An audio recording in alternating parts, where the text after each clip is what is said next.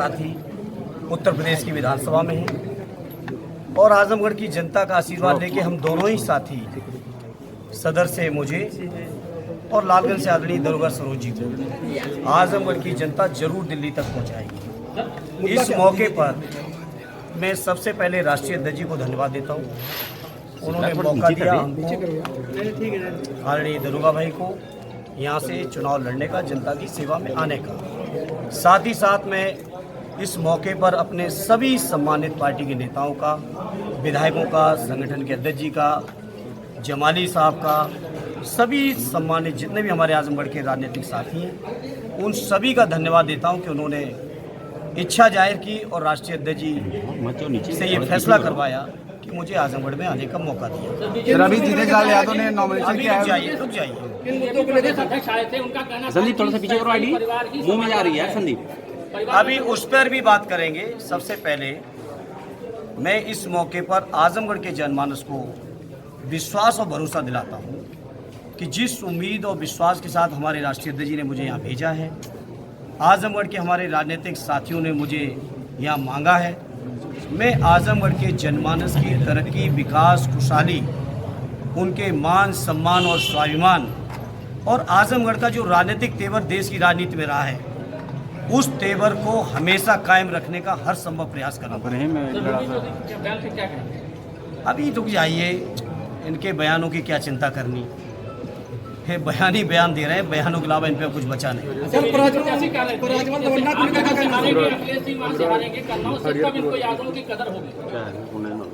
देखिए, वो बहुत बड़े ज्योतिषी हैं और उनके बारे में हम कुछ नहीं कहेंगे। वो 19 के लोकसभा के चुनाव में ब्रह्मा जी को भी चुनौती दे रहे थे। वो बेरोजगारी घटाने के नए नए नित नए फार्मूले भी बता रहे थे। वो अपने गुरु के सामने, जो आप सबके माध्यम से वीडियो मुझे देखने का मौका मिला, उसमें भी कुछ आश्वस्त कर रहे थे।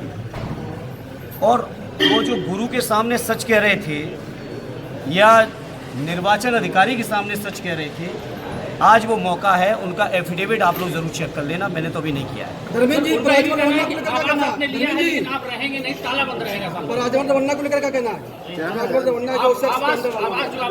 देखिए, मैंने आपसे कहा कि ये नेताजी के बनाए हुए रिश्ते हैं और उन रिश्तों की बुनियाद पर मुझे भी आज मौका पार्टी ने दिया है। मैंने शुरुआत में ही कहा कि इस क्षेत्र की जनता की हर संभव सेवा करने में, विकास में, तरक्की में, सुख में, दुख में, जहाँ कहीं भी मेरी ज़रूरत होगी, इस क्षेत्र के लोग मुझे अपने बीच पाएंगे। और इस बात का मैं आज जवाब दूँ, कौन सच मानेगा, कौन झूठ बोलेगा, कौन क्या बात समझेगा, मैं इस बात पे नहीं जाता हूँ।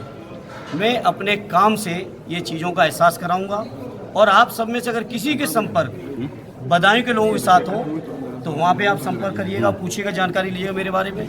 मैनपुरी में अगर आपके संपर्क हो वहाँ पूछिएगा, इलाहाबाद में अगर संपर्क हो आपके वहाँ पूछिएगा।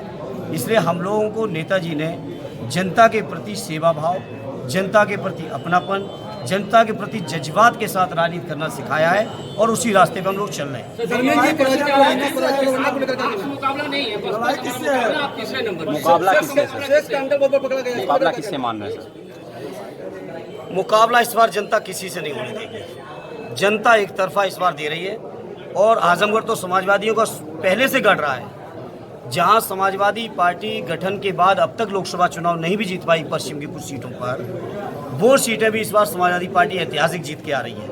और जब तक आजमगढ़ का ये छठे चरण का चुनाव आएगा, मैं समझता हूँ समाजवादी पार्टी, माननीय अखिलेश यादव और हमारे इंडिया गठबंधन के लिए आंधी होगी जब तक यहाँ की वोट की जरूरत, वोट पड़ेंगे। मतदान प्रतिशत कम होता चला जा रहा है, मतदान प्रतिशत कम होता चला जा रहा है सर।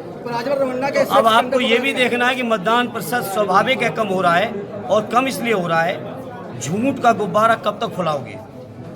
2 करोड़ रोजगार के वादे करने के बाद जहां आपको 20 करोड़ रोजगारों का हिसाब देना चाहिए था, क्या हिसाब दिया?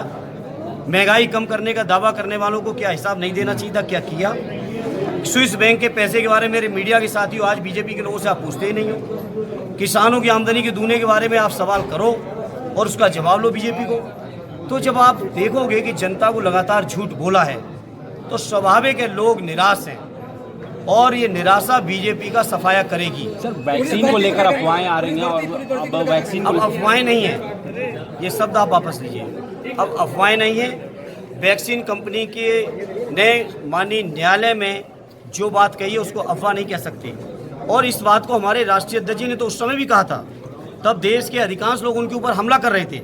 ये आज इस मौके पर मैं समझता हूँ देश के लोगों को धन्यवाद देना चाहिए हमारे राष्ट्रीय अध्यक्ष जी को, जिनकी दूरदर्शी थी कि भाजपाई वैक्सीन है। अगर भाजपाई वैक्सीन न होती, जबरदस्ती जहाँ वैक्सीन लगवाई जल्दबाजी में, वहीं उन कंपनियों से चंदा भी उठाया। ये कोरोना के प्रति सीरियस नहीं थे, ये चंदे के लिए सीरियस थे।